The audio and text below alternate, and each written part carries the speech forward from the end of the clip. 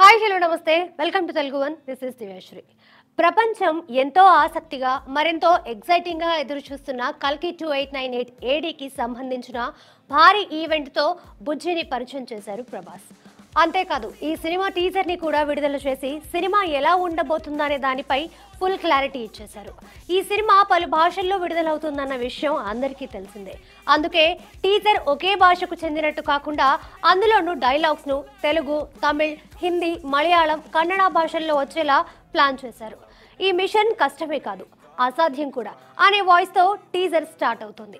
ఒక మిషన్ని పూర్తి చేసేందుకు బుజ్జితో బయలుదేరిన భైరవకు ఆటంకాలు ఎదురు కావడం, దానికి బుజ్జి కూడా సహకరించకపోవడం వంటి సీన్స్ మనకు కనిపిస్తాయి. నన్ను ఇందులో ఇన్వాల్వ్ చేయకు అంటుంది బుజ్జి. ఒక్కరోజు ఈరోజు బీ పాజిటివ్ అంటాడు భైరవ. దానికి బుజ్జి పద తిరిగి వెళ్దామంటుంది. దానికి భైరవ ఇంక తిరిగి వెళ్లేదే లేదు అంటూ యుద్ధాన్ని కొనసాగిస్తాడు. ఒక తెలుగు సినిమాలా కాకుండా హాలీవుడ్ స్టైల్లో ఆ రేంజ్లో ఉన్న విజువల్స్ ఆడియన్స్ని థ్రిల్ చేస్తాయనడంలో ఎలాంటి సందేహం లేదు. ఇప్పటి వరకు ఇండియాలో ఈ తరహా సినిమా రూపొందలేదు అనేది టీజర్లోనే అర్థమైంది. రేపు థియేటర్లలో రిలీజ్ అయిన తర్వాత కల్కి ఎలాంటి సంచలనాలు సృష్టిస్తుందో చూడాలి.